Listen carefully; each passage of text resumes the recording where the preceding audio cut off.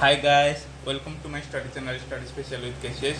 I am Cassius here representing the 15-year NEET solution with question and answer. मैं आपको every concept उसकी numerical के साथ आपके पास पेश कर रहा हूँ। तो चलो देखते हैं।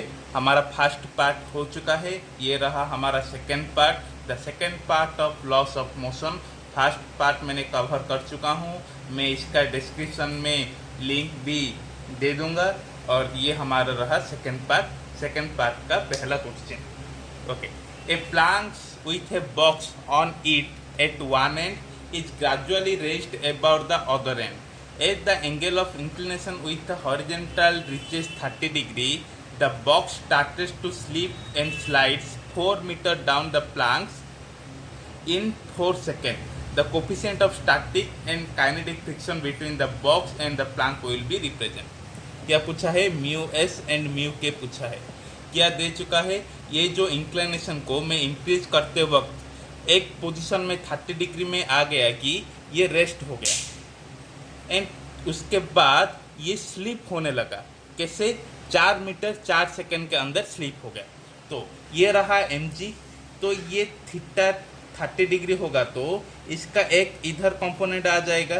क्या होगा? ये M G sine theta. And normal reaction क्या होगा? M G cos theta.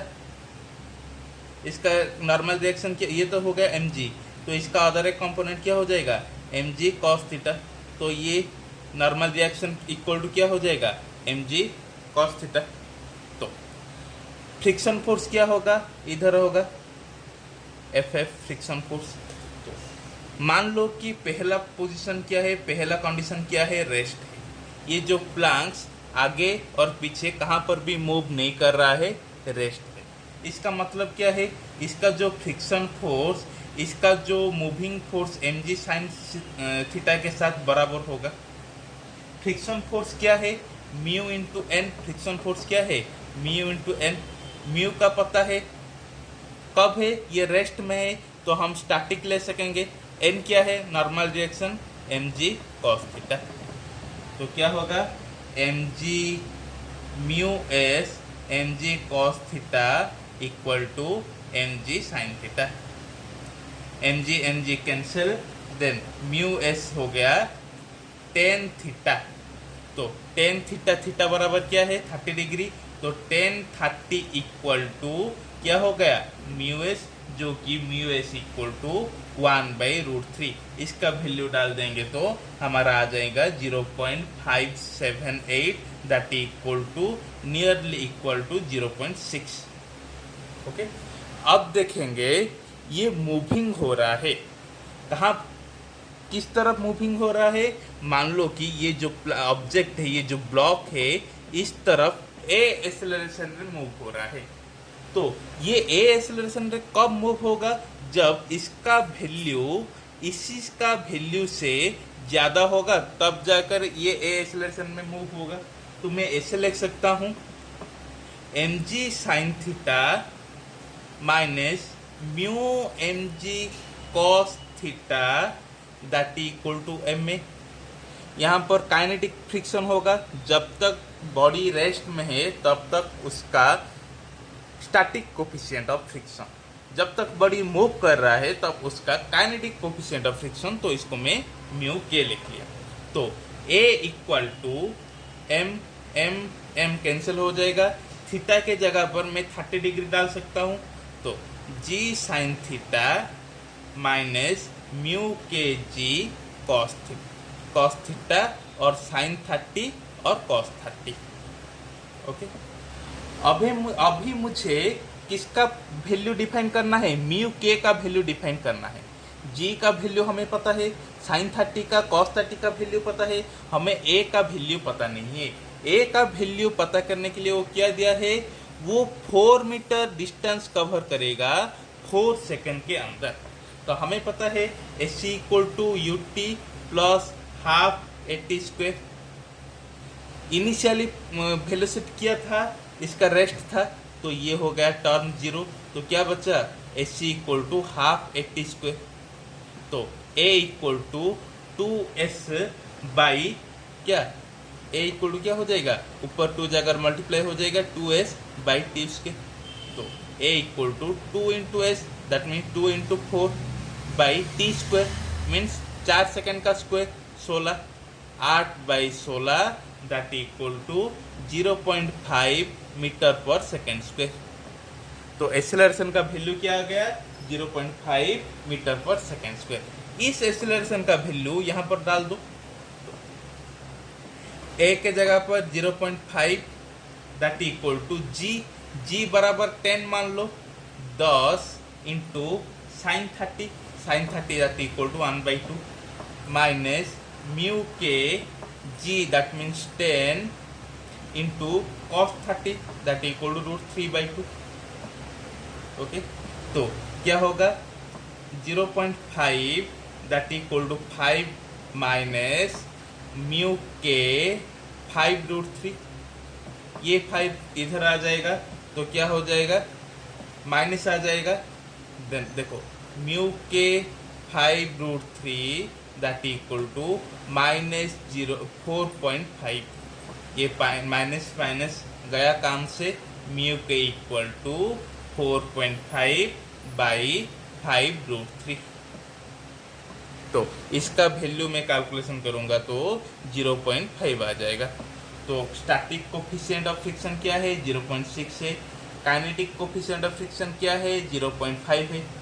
हमें म्यू एस एंड म्यू के का वैल्यू पता चल गया। अब देखना है क्वेश्चन में कौन सा पहले पूछा है, कौन सा बाद में पूछा है। देखो ये 0.5 0.6 इस ऑप्शन में है, इस ऑप्शन में भी है। तो हमें चेक करना है क्वेश्चन किस तरह से वो पूछा है।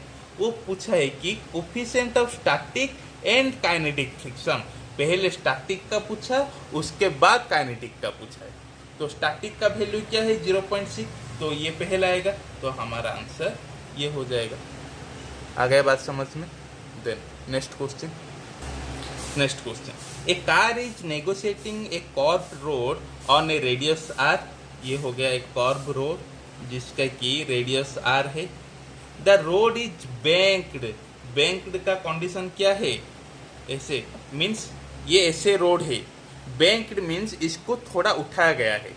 क्यों, to decrease the probability of accident की प्रोबेबिलिटी डिक्रीज करने के लिए हमारा जो कर्विंग रोड होता है उसको थोड़ा उठाया जाता है थीटा एंगल में।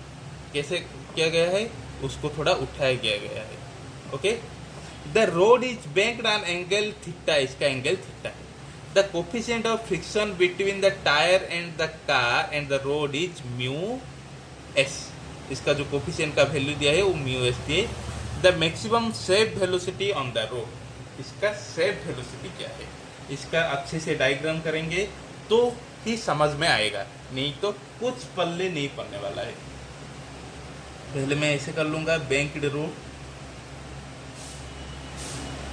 यहाँ पर एक व्हीकल है। ओके, इसका जो फोर्स आएगा इधर, ये जो क्या है एंगल थीटा है। ओके, इसका शेप वेलोसिटी पूछा है। जब एक व्हीकल कर्व रोड में जा रहा है तो उसका जो एक्सीडेंट प्रोबेबिलिटी है वो क्या है, वो ऐसे सीधा होगा, रोड रास्ता एक ऐसे सीधा होगा, सडन ये कर्व हो गया है तो वो क्या ऐसे आएगा, कर्व को देखा नहीं होगा तो क्या उसका चांस जो ऐसे जाने की प्रोबेबिलिटी ज़्यादा है। और कर्व में जा रहा है तो उसका स्पीड ज़्यादा होगा तो वो इधर ही आ पाएगा, इसके लिए उसका जो एक्सीडेंट होने का चांस ज़्यादा होगा। कर्व में उसका शेप करने के लिए हमें पहला उसका कंपोनेंट देखेंगे। तो इसका पहला कंपोनेंट क्या है, mg। ओके, आ गया बात समझ में। और ये सरफेस के साथ ऐसे नॉर्मल हो रहा है तो उसका जो नॉर्मल फोर्स ऐसे आएगा। बॉडी, ये जो व्हीकल है इधर मूव हो रहा है, इसका मतलब फ्रिक्शन का डायरेक्शन इधर आएगा। ओके, अब इसका हम कंपोनेंट देखेंगे। किसका किसका कंपोनेंट देखेंगे? पहले नॉर्मल रिएक्शन का कंपोनेंट देखेंगे। ये नॉर्मल रिएक्शन n हो गया, तो इसका कंपोनेंट इधर इधर होगा, एक इधर होगा और एक इधर होगा। ये नॉर्मल का मैं रेड में ले रहा हूँ, ओके, और जो फ्रिक्शन का वो मैं ब्लू में ले रहा हूँ। ये F हुआ तो इसका भी एक कंपोनेंट इधर आएगा, इसका भी और एक कंपोनेंट इधर आने वाला है।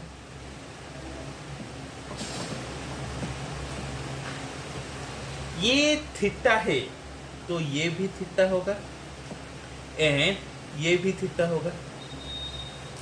ये n है तो इसका ये कंपोनेंट n cos थीटा, इसका ये कंपोनेंट n sin थीटा। ये f है तो इसका कंपोनेंट f cos थीटा, इसका कंपोनेंट f sin थीटा। आ गए। और एक जो है इधर आ रहा है सेंट्रीफ्यूगल फोर्स। क्या आ रहा है? Centrifugal force that equal to mv²/r। हो गया, कंपोनेंट का बराबर डायग्राम हो गया। अब देखेंगे इसका कैसे बैलेंस किया जाता है। इस पॉइंट को मैं हॉरिजॉन्टल एक्सिस में देखूंगा तो एक्स एक्सिस में इसको कौन कौन बैलेंस कर रहा है? ये दोनों फोर्स बैलेंस कर रहा है। दिखाई दे रहा है ना? लो मैं थोड़ा और इधर लाता हूँ। इसको mv²/r को कौन कौन बैलेंस कर रहा है? n sin theta plus f cos theta. तो मैं ऐसे लिख सकता हूँ इसको, that mv²/r that equal to f cos theta plus n sin theta. y axis में कौन किसको बैलेंस कर रहा है? mg plus f sin theta इस n cos थीटा को बैलेंस कर रहा है, हाँ कि नहीं? तो मैं mg plus f sin theta equal to n cos theta लिख सकता हूँ। अब इसको मैं ng equal to n cos theta minus n cos theta minus f sin theta लिख सकता हूँ। ये इक्वेशन ए, इक्वेशन बी। अब मुझे बताओ ये जो F है ये क्या है? F है फ्रिक्शन फोर्स है। फ्रिक्शन फोर्स का फॉर्मूला क्या है? Mu into N. म्यू का जो दिया है वो म्यू एस दिया है, एन है जो हमारा नॉर्मल फोर्स है। तो मैं इक्वेशन ए को ऐसे लिख सकता हूँ mv²/r that equal to mu N cos theta plus n sin theta. mg equation B को मैं ऐसे लिख सकता हूँ mg equal to mu cos theta minus mu n sin theta. अब इक्वेशन 1 इसको मान लो, इक्वेशन 2 मान लो, equation 1 divide equation 2, okay, equation 1 divide equation 2।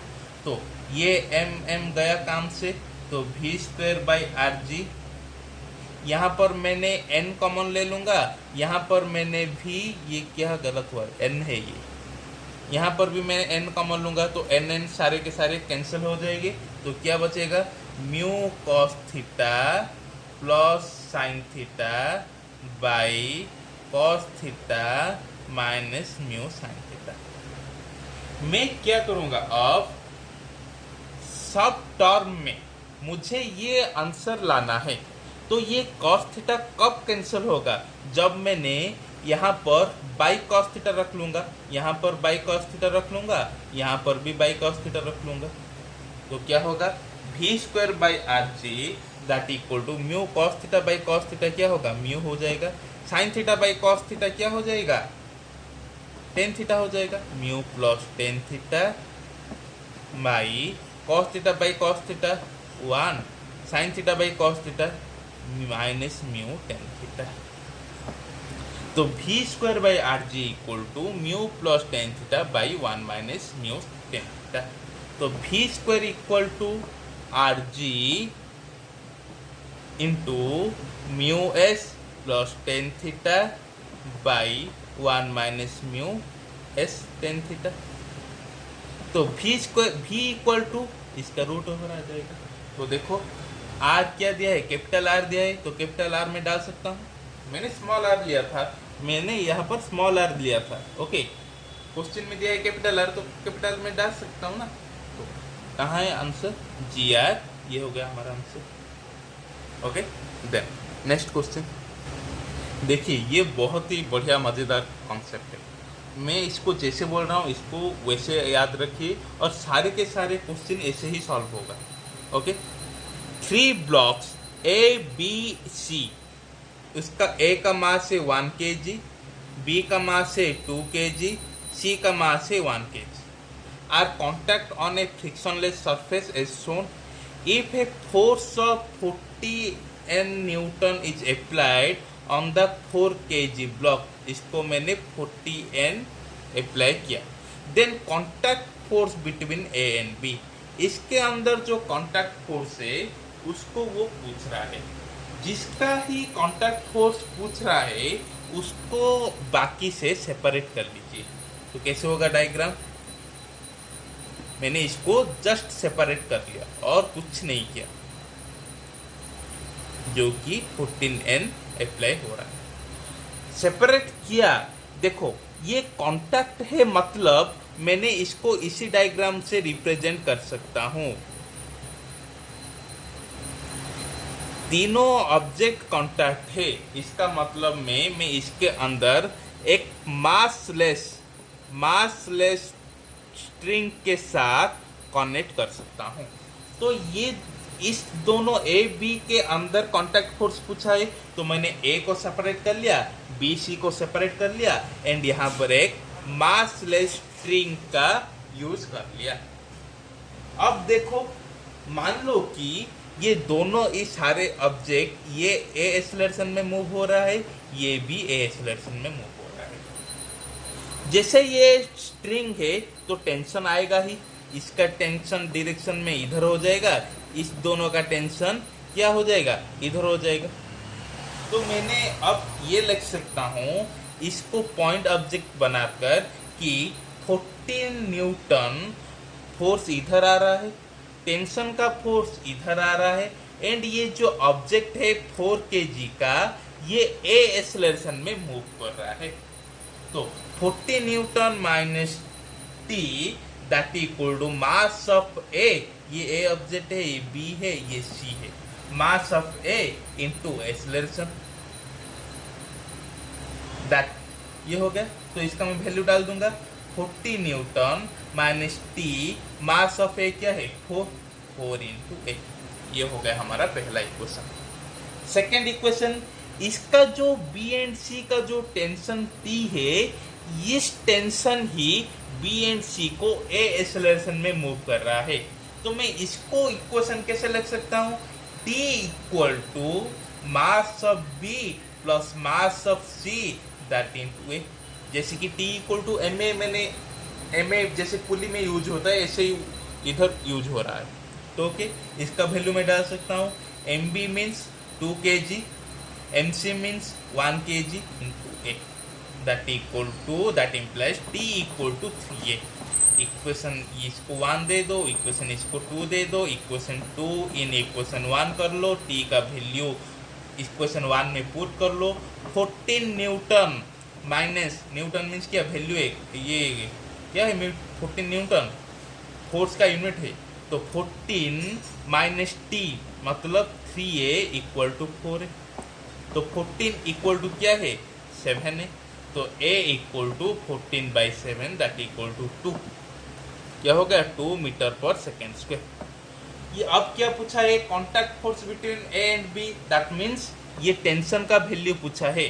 तो tension equal to 3A, 3 into 2 that is 6 metre पर सेकेंड स्क्वायर। देखिए, मैं ट्रिक के ऊपर बिलीव नहीं करता हूँ, जो फंडामेंटल है वो फंडा मैं आपको दे रहा हूँ। तो ये याद रखिए, मेडिकल एंड जेई और IIT नाइजर ये सब क्रैक करना ट्रिक का बराबर नहीं है। आपको फंडामेंटल याद रखना चाहिए ताकि जैसे भी क्वेश्चन आए उसको आप यूज कर सकते हो। ओके, देन नेक्स्ट क्वेश्चन, यहाँ पर क्या क्वेश्चन दिया है, that a block B is pushed momentarily along a horizontal surface with a constant velocity. इसको याद रखना, initial velocity V. If mu is the coefficient of sliding friction between B and the surface, then block B will come to rest after time. क्या है यार, देखो हमें क्या पूछा है, टाइम पूछा है। इनिशियल वेलोसिटी क्या दे चुका है, v दे चुका है, इनिशियल v दे चुका है। फाइनल क्या दिया है, रेस्ट को आना है, तो फाइनल क्या हो जाएगा, 0, हाँ कि नहीं, we will come to rest, तो फाइनल क्या हो जाएगा, 0। ये टाइम कितना बच रहा है, t बच रहा है, तो इसका t पूछा गया है। हमें पता है final velocity minus initial velocity that equal to a into T, हाँ कि नहीं। फाइनल तो वैल्यू 0 है, हाँ कि नहीं। Initial equal to at that equal to v equal to at, तो t इक्वल टू क्या हो जाएगा, v बाई a। v का वैल्यू v दे चुका है, a का वैल्यू हमें पता नहीं, जो कि हम इस ब्लॉक के आधार पर a का वैल्यू निकालेंगे। तुम बोलोगे यहाँ पर माइनस है, अरे भाई टाइम का वैल्यू पूछा है, टाइम का हमेशा तो पॉजिटिव ही होगा ना, तो मैंने ये माइनस को उठा लिया हूँ। ओके, तो a का वैल्यू कहाँ से निकालेंगे, जब ये ब्लॉक है, इसका जो वेट फोर्स ये क्या है, mg है। ये कब रेस्ट होगा, जबकि इसका जो friction force equal to ma के बराबर हो जाएगा, तब ये जाकर रेस्ट हो जाएगा। एंड फ्रिक्शन फोर्स ये इधर आ रहा है ma, इधर आ रहा है फ्रिक्शन फोर्स, एंड ये फ्रिक्शन फोर्स क्या है, mu into n।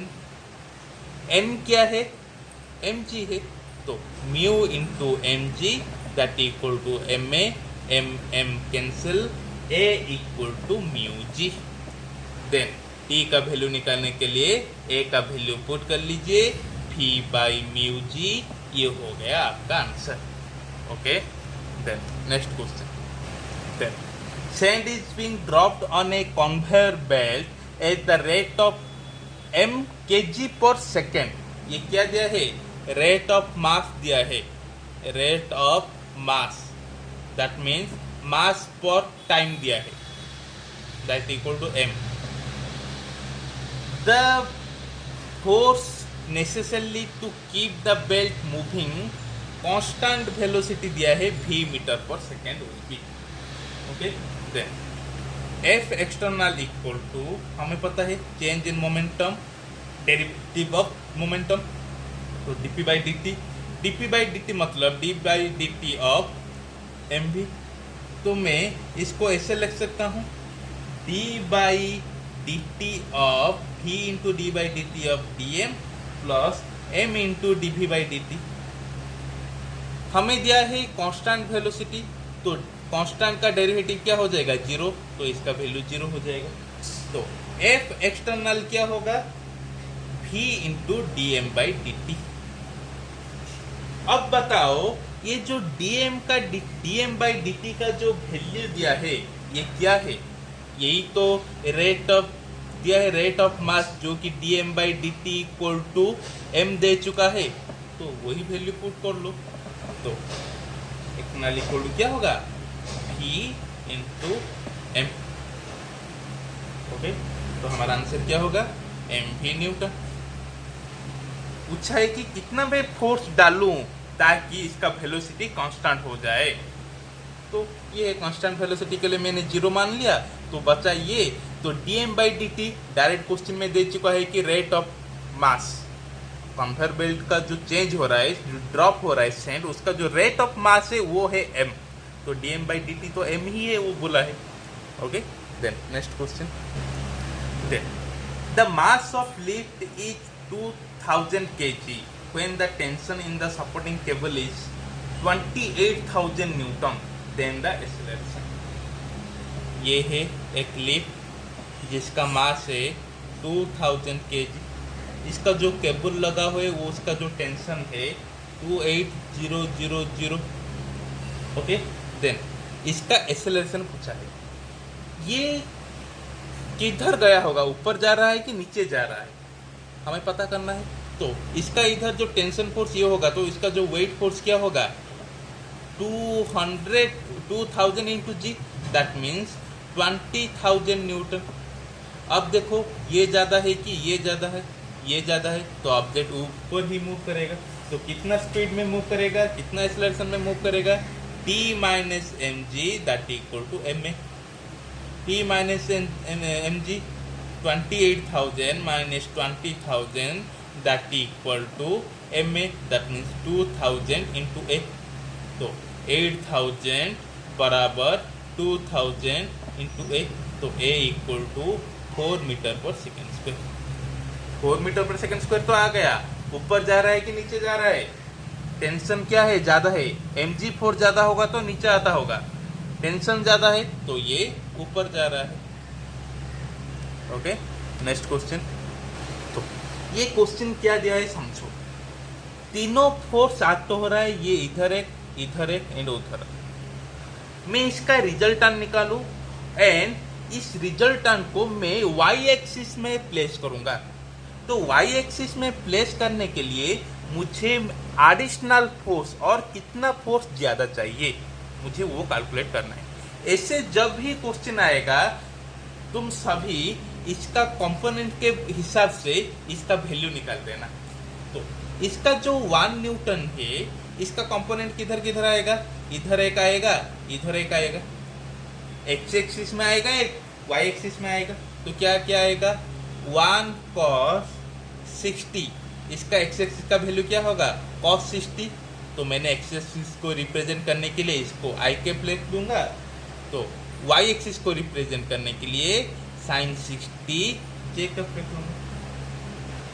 Okay, then इसका भी एक कंपोनेंट इधर, एक कंपोनेंट इधर। y के लिए मैं j कंपोनेंट रखूंगा, x के लिए मैं क्या रखूंगा, ये देखो x का क्या ऑपोजिट गया है तो मैंने माइनस आई के रखूंगा। तो मैंने इसको क्या रखूंगा, ये थीटा होगा तो ये कंपोनेंट cos थीटा होगा, ये कंपोनेंट sin थीटा होगा। तो -4 sin 30 आई के, ये मैंने माइनस क्यों रखा क्योंकि ये x एक्सिस का ऑपोजिट है, प्लस 4 cos 30 j के। ओके, इधर इसका एंगल क्या होगा, देखो ये दोनों ऑपोजिट एंगल है, ये 30 होगा तो ये भी 30 ही होगा। तो ये 2 न्यूटन है, इसका ये कंपोनेंट वाला cos 30, इसका कंपोनेंट वाला sin 30। इसका जो कंपोनेंट वाला cos 30 ये क्या नेगेटिव y डायरेक्शन में है तो ये नेगेटिव एक्सिस में आएगा, इसका जो ये है क्या पॉजिटिव एक्स डायरेक्शन में आएगा, है कि नहीं। तो क्या होगा 2n sin 30 आई कैप माइनस 2 cos 30 जे। आ गया बात समझ में। ओके, सारे के सारा हो गया।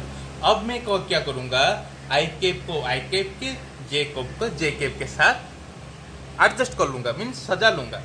तो क्या होगा, वैल्यू के साथ बोलो, पहले आई कैप को लेंगे उसके बाद जे कैप को लेंगे। 1 cos 60 means half I cap, okay, minus 4 sin 30, 4 sin 30 का वैल्यू 1/2 आई कैप, प्लस 2 ये न्यूटन यूनिट है, okay, 2 sin 30, 2 into half I cap. अब बचा जे कैप का, प्लस 1 इंटू sin 60, तो क्या होगा √3/2 J cap. 4 into cos 30, 4 into √3/2 J cap, minus 2 into cos 30, 2 into √3/2 J cap. अब ये हाफ माइनस क्या है 2, plus 1 into I cap plus 5√3/2 minus 2√3/2 that is 3√3/2 J cap. इसको मैंने लिख लूंगा तो -2 प्लस 1 -1 तो क्या होगा -0.5 आई कैप प्लस 3√3 जे कैप। अब मुझे बोलो इसका जो रिजल्टेंट आया है ये आ गया। इस रिजल्टेंट को मुझे y एक्सिस में रिप्रेजेंट करना है, बट ये जो रिजल्टेंट आया है both x axis and y axis में आया है कि नहीं। तो मुझे y एक्सिस में रिप्रेजेंट करने के लिए इस टर्म को कैंसिल करना होगा कि नहीं। इस टर्म कब कैंसिल होगा, जब मैंने ज्यादा 0.5 आई कैप ऐड कर लूंगा। तो ये जो एडिशनल फोर्स हो गया ये हो गया कि नहीं। तो एडिशनल फोर्स क्या होगा 0.5 किस डायरेक्शन में, x डायरेक्शन में। मैंने ये ऑपोजिट है -0.5 इस तरफ है, -0.5 आई के मतलब क्या है इस तरफ है। मैंने 0.5 इस तरफ ऐड कर लूंगा तो ये दोनों कैंसिल हो जाएंगे और जो रिजल्टेंट होगा सिर्फ y डायरेक्शन में आ जाएगा। तो मुझे एडिशनल फोर्स क्या होगा ये होगा इस डायरेक्शन में, पॉजिटिव एक्सिस डायरेक्शन में। डायरेक्शन पूछा नहीं है तो हमारा वैल्यू ही पता करना होगा, तो ये हमारा आंसर हो जाएगा। Okay, then next question. Then ये वाला question, a 0.5 kg belt moving with a speed of 12 metre पर सेकेंड क्या है, स्ट्राइक्स ए हार्ड वॉल। ये जो बॉल है ये बॉल 12 मीटर पर सेकेंड में जा रहा है, जाकर क्या एक वॉल को टक्कर दे रहा है जो कि 30 डिग्री में with the wall. It is the reflected with the same velocity, 12 metre पर सेकेंड में ही वो गुजर रहा है and same angle 30 degree angle के साथ। If the ball is in contact with the wall 0.25 second, ये जो वॉल को टक्कर दिया, वॉल को जो वो स्ट्राइक किया उसका जो टाइम पीरियड क्या है 0.25 second. Then the average force acting on the wall, force कितना एक्ट हुआ है। अब बोलो फोर्स इक्वल टू क्या है dp/dt, मतलब चेंज इन मोमेंटम पर चेंज इन टाइम, और del p/del t बोल सकते हैं। तो mv2 minus m1v1 minus m2v2, sorry इसका मास सेम है तो मैंने मास m लूंगा, mv2 minus mv1 by del t, t2 minus t1। m common ले लूंगा, v2 माइनस v1। ये जो टाइम पीरियड का चेंज क्या दिया है, कितना वक्त तक वो रुका, यहाँ पर आया टक्कर हुआ एंड रिफ्लेक्ट हुआ, उसका जो टाइम लगा उसका तो दे चुका है 0.25 सेकेंड। तो मुझे क्या करना है, इसका ही वैल्यू निकालना है। तो इसका वैल्यू कैसे निकालेंगे, चलो करते। सिर्फ डायग्राम को कंसंट्रेट करो, ओके। लैंग्वेज को समझ गए ना, तो लैंग्वेज को छोड़ो, अब सिर्फ डायग्राम को कंसंट्रेट करो, ओके। देन देखो ये जो फोर्स, ये जो वेलोसिटी ऐसे गया है v1, इसका जो कंपोनेंट किधर किधर होगा, इधर एक आएगा एंड इधर एक आएगा। ये मान एंगल देखो, ये एंगल दे चुका है जो कि 30 डिग्री, मतलब ये क्या होगा 30 डिग्री, ये 30 हुआ तो ये क्या होगा 60 होगा, ओके। तो ये 12 मीटर पर सेकेंड है तो ये क्या होगा 12 मीटर पर सेकेंड cos थीटा cos 60, ये होगा 12 sin 60। तो मैंने इसको ऐसे रिप्रेजेंट कर सकता हूँ 12 cos 60 आई कैप प्लस 12 sin 60 जे के, दोनों एक्स एक्सिस में एंड वाई एक्सिस में रिप्रेजेंट कर सकता हूँ कि नहीं कर सकता हूँ। तो V2 क्या दिया है, ऐसे जा रहा है, कैसे जा रहा है V2 ऐसे जा रहा है, तो इसका जो कंपोनेंट इधर एक आएगा एंड इधर एक आएगा। ये तो एंगल 30 डिग्री दे चुका है तो मैंने इधर रख सकता हूँ V2 और 12 V1 V2 सेम है जो कि 12 मीटर पर सेकेंड के बराबर है, मास भी नहीं चेंज हो रहा है। तो क्या हो जाएगा, इधर का कंपोनेंट हो जाएगा 12 sin 30, इधर का हो जाएगा 12 cos 30। तो मैंने ऐसे इसको लिख सकता हूँ, क्या ये कैसे डायरेक्शन में है, नेगेटिव एक्स डायरेक्शन में है, तो -12 sin 30 I cap plus 12 cos 30 j cap. ये हो गया V2, ये हो गया V1। मुझे क्या निकालना है, V2 माइनस V1 निकालना है, V2 माइनस V1। तो V2 का वैल्यू क्या है, -12 sin 30, आगे नहीं, sin 30 I cap plus 12 cos 30 j cap minus 12 cos 60 I cap plus 12 sin 60 j cap, आगे नहीं। ओके, अब वैल्यू डालो, -12 sin 30 means half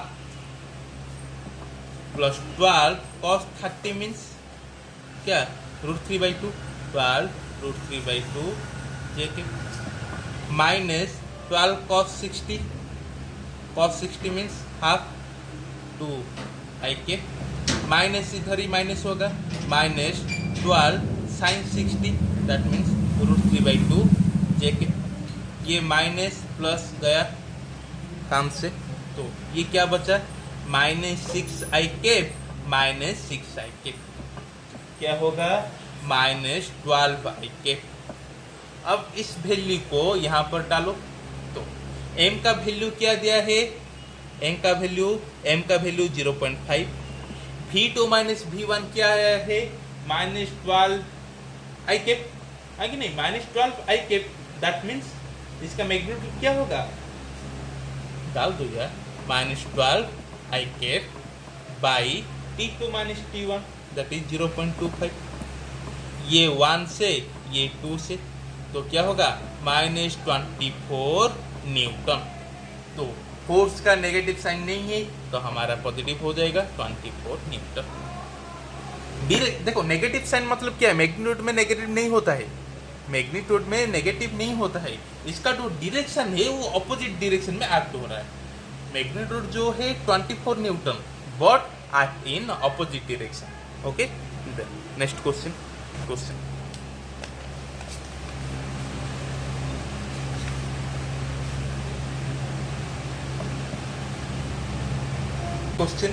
a body under the action of a force F equal to 6 I cap minus 8 j cap plus 10 k cap acquire an acceleration of 1 meter per second square.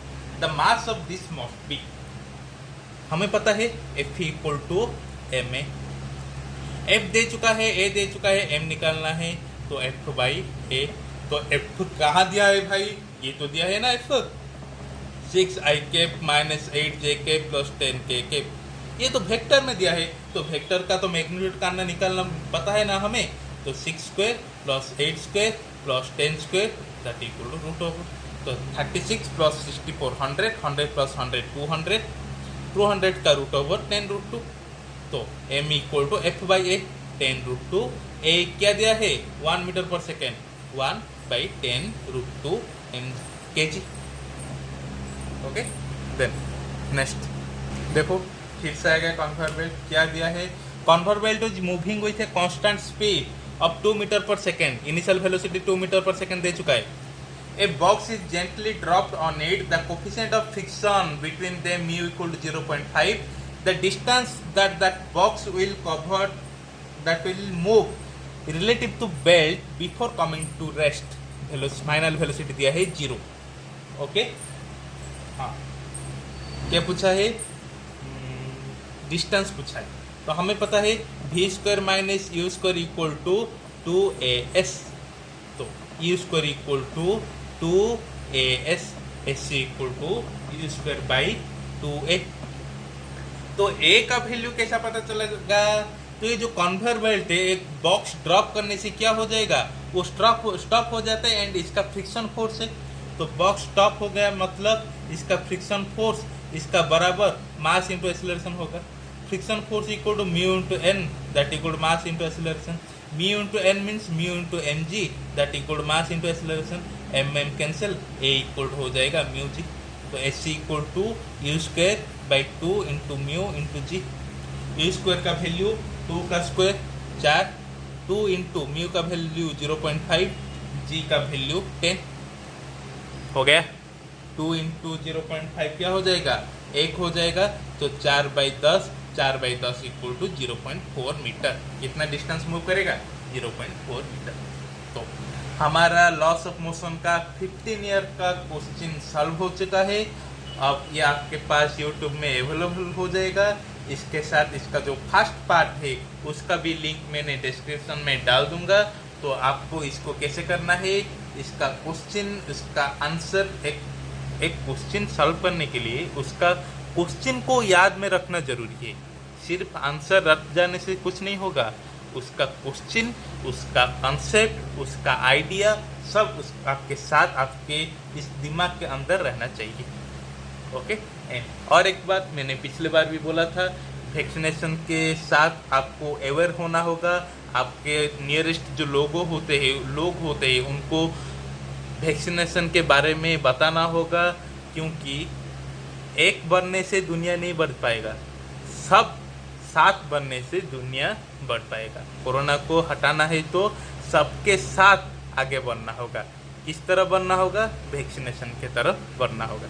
Thank you so much. Share करते जाइए, आपका ये प्यार देते जाइए, subscribe करते जाइए। Thank you.